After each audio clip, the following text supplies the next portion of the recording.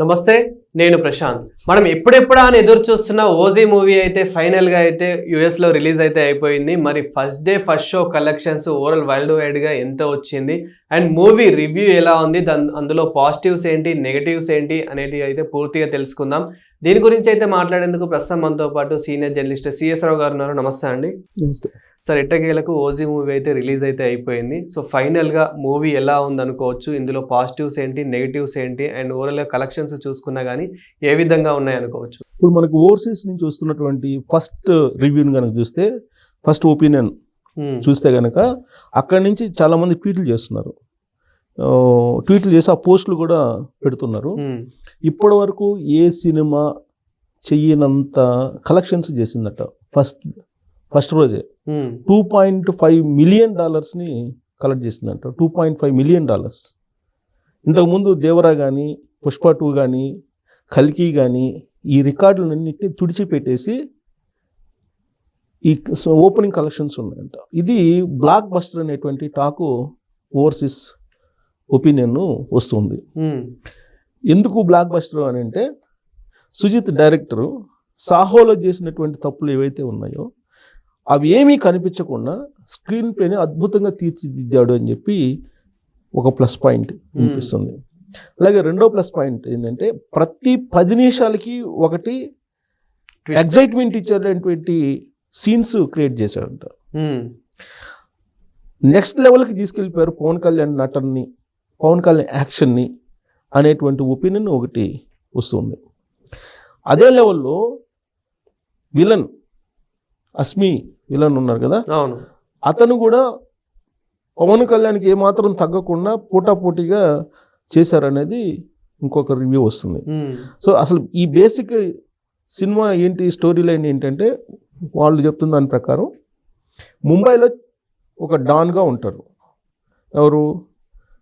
ఈ ఓజస్ పవన్ కళ్యాణ్. ఓమి అనే అతను ఆ తర్వాత వస్తాడు. ఇతను కొన్ని కారణాల వల్ల అజ్ఞాతంలోకి వెళ్ళిపోతాడు. ఓజస్ ఎవరు? పవన్ కళ్యాణ్. అజ్ఞాతంలోకి వెళ్ళిపోయిన తర్వాత ఈ ఓమి అనే అతను అక్కడ అరాచకాలు స్టార్ట్ చేస్తాడు. అప్పుడు ఓజస్ను మళ్ళీ తీసుకురావడానికి ప్రయత్నం చేస్తారు. అది అసలు ఈ మొత్తం ఒక గ్యాంగ్, ఒరిజినల్ గ్యాంగ్ వార్ లాగా. సో ఇది స్టోరీ. దీంట్లో హీరోయిన్ ప్రియాంక మోహన్ యాక్షన్ న్యాయం చేసిందని చెప్పి చెప్తున్నారు. దాంతోపాటు వేరియేషన్స్, ప్రకాష్ రాజ్ వేరియేషన్స్ కూడా ఈ సినిమాలో కొంత అట్రాక్టివ్గా కనిపించినాయని, అన్నిటికంటే కూడా శ్రేయారెడ్డి యాక్షన్ హైలైట్ అని చెప్పి చెప్తున్నారు. శ్రేయారెడ్డి చేసినటువంటి యాక్షన్. అలాగే అర్జున్ దాస్ ఉన్నాడు దాంట్లో. సో వీళ్ళంతా కూడా స్టార్ కాస్టింగ్ కూడా అద్భుతంగా ఉంది. అలాగే బ్యాక్గ్రౌండ్, తమన్ బ్యాక్గ్రౌండ్ హైలైట్ అయిందని చెప్పి ఇంకోటి వినిపిస్తుంది.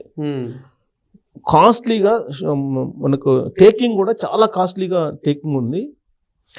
అసలు ఊహించినటువంటి విధంగా ఈ సీన్స్ ఉన్నాయంట, కొన్ని ఊహించినటువంటి విధంగా. అసలు ఇప్పటి వరకు ఇలాంటి సీన్స్ చూడలేదని చెప్పేసి ఓవర్సీస్ ప్రేక్షకుల నుంచి వస్తున్నటువంటి ఇన్ఫర్మేషన్. అంత అద్భుతంగా ఈ సినిమాని తీర్చిదిద్దారు. ఇది బ్లాక్ బాస్టర్ సినిమా అని చెప్పి చెప్తూ ఉన్నారు. అంటే సార్, ఇక్కడ స్క్రీన్ ప్లే, డైరెక్షన్ అంతా అద్భుతంగా ఉంది అనుకోవచ్చు. దానికి తోడు సో తమన్ గారి బ్యాక్గ్రౌండ్ మ్యూజిక్ అండ్ అదేవిధంగా స్టోరీలోకి వెళ్తే స్టోరీ అందరికీ కనెక్ట్ అయ్యేలాగా ఉందా? స్టోరీ గ్యాంగ్స్టర్ స్టోరీని బేస్ చేసుకుని అనేక వచ్చాయి అంతకుముందు. కానీ దీన్ని ఈ యాక్షన్ సీన్స్లో నెక్స్ట్ లెవెల్కి తీసుకెళ్లారు అనేది. పవన్ కళ్యాణ్ని ఇంతకుముందు ఏ డైరెక్టర్ కూడా ఇంత అట్రాక్టివ్గా చూపించలేదంట. మ్యాక్సిమం పవన్ కళ్యాణ్లో ఉండేటువంటి నటుడిని బయటికి తీసుకొచ్చారని చెప్పి ఓవర్సీస్ ప్రేక్షకుల యొక్క అభిప్రాయం. సో ఇది ఇంతకుముందు చూడనటువంటి వేరియేషన్ ఈసారి పవన్ కళ్యాణ్లో చూడొచ్చు అని చెప్పి చెప్తున్నారు.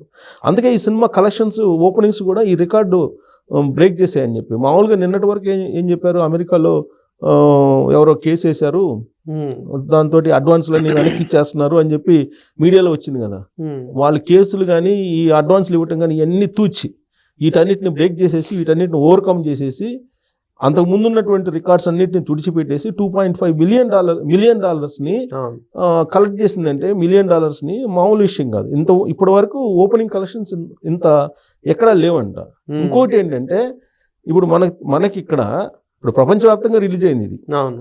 కొన్ని గంటల్లో మనకి ప్రీమియర్ షోస్ వేయబోతున్నారు. ఈ ప్రీమియర్ షోస్కి కలెక్షన్ 100 కోట్లు దాటి దాదాపుగా ఇప్పటి వరకు ఏ సినిమాకి లేనంత కలెక్షన్స్ వచ్చేసినాయి అంట.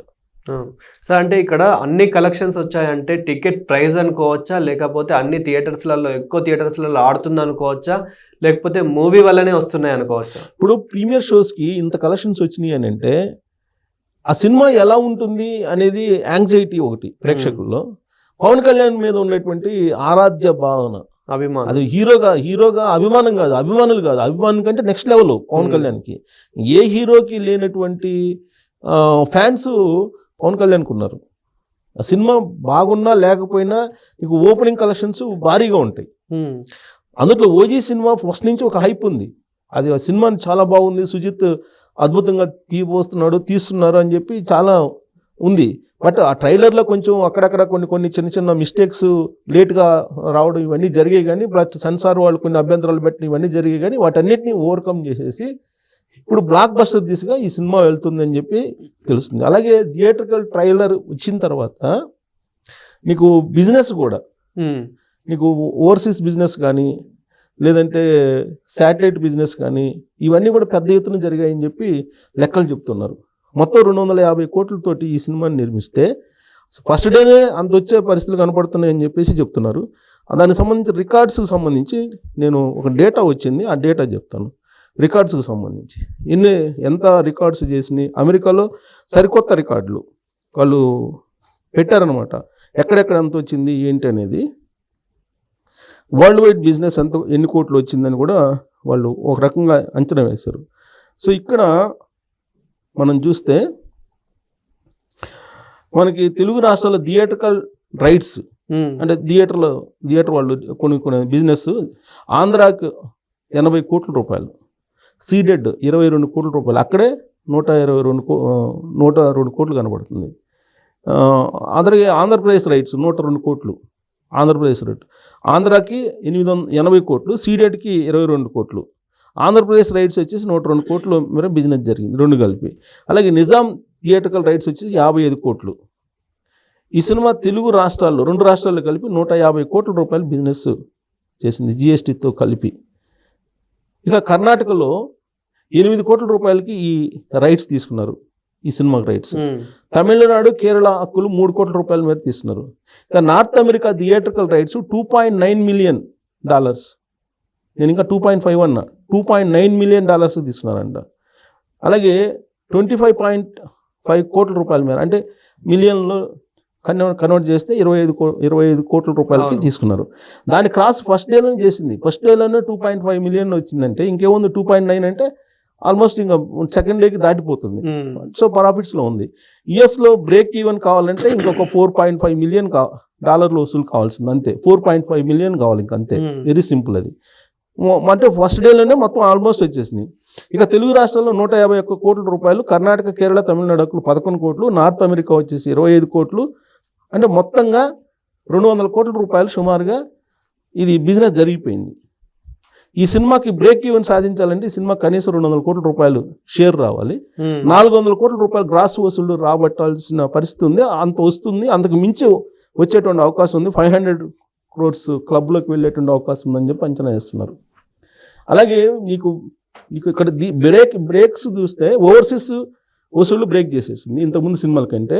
ఇప్పుడు ఇక్కడ మనకి ప్రీమియర్ షోస్ బిజినెస్ చూస్తే కనుక ఇంతకుముందు ఏ సినిమాకి రానటువంటి బిజినెస్ జరుగుతుంది. అది టికెట్ రేట్స్ పెంచుకొని లేదంటే ఆయనకున్నటువంటి ఇమేజ్ కానీ ఏదైతేనేమి మీకు సినిమా రిలీజ్ కాకముందే ప్రీమియర్ షోలోనే ఓపెనింగ్స్ విషయంలో 100 కోట్లు దాటిపోయిందని చెప్పండి, ఓన్లీ ఓపెనింగ్స్ సంబంధించి.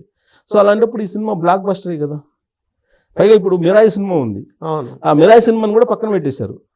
ఓవర్సీస్ స్టాక్ వచ్చిన తర్వాత, ఓవర్సీస్ స్టాక్ రాకముందు మిరాయి సినిమాని పక్కన పెట్టడానికి కొన్ని థియేటర్లు ఉత్తరాంధ్రలో కొన్ని థియేటర్లు వాళ్ళు ఒప్పుకోలేదన్నారు. ఎప్పుడైతే ఓవర్సీస్ టాక్ వచ్చిందో ఇమీడియట్గా మిరాయిని కూడా పక్కన పెట్టేసి ఇప్పుడు ఈ సినిమాని ఓజీ సినిమాని ప్రదర్శించడానికి రేపటి నుంచి సిద్ధమవుతున్నారు.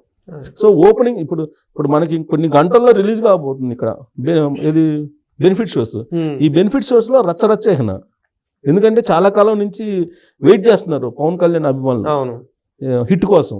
కాటమరాయుడు దగ్గర నుంచి హరిహర వేలమల్లు చేదు అనుభవాన్ని మిగిల్చింది, కానీ ఇప్పుడు ఇది మరో లెవెల్లో ఉందంటున్నారు. మామూలుగానే ఫ్యాన్స్ ఎక్కువ, ఇక మరో లెవెల్లో పవన్ కళ్యాణ్ సినిమా ఉంది, ప్లస్ ఆయన్ని లుక్ కూడా డిఫరెంట్గా ఉంది, ప్లస్ టేకింగ్ డిఫరెంట్గా ఉంది అని చెప్తున్నారు ఓవర్సీస్ రివ్యూ ప్రకారం. మరి ఆ బ్లాక్ బస్టర్ టాక్ వస్తుంది అక్కడి నుంచి. ఈ బ్లాక్ బస్టర్ టాక్ వస్తే ఇంకా పవన్ కళ్యాణ్ ఫ్యాన్స్ని మనం అసలు ఇక ఇంకో రేంజ్లో చూడాలి మనం. అంటే 500 క్లబ్లోకి వెళ్ళినా ఆశ్చర్యపోవస్తుంది సినిమా. Thank you sir. Thank you.